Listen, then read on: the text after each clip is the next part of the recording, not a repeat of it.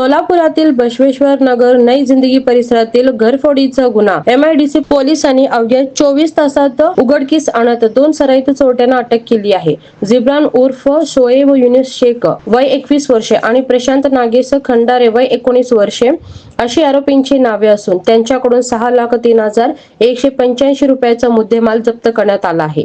यामध्ये 28.95 ग्रॅम सोन्याचे दागिने, 364 ग्रॅम चांदीचे दागिने, 25,000 रुपये रोख रक्कम, गुन्ह्यात वापरलेली मोटारसायकल आणि इतर साहित्याचा समावेश आहे. सीसीटीव्ही फुटेज आणि गोपनीय माहितीच्या आधारे पोलिसांनी सापळा रचून आरोपींना ताब्यात घेतले. चौकशीत त्यांनी घरफोडीची कबुली दिली आहे.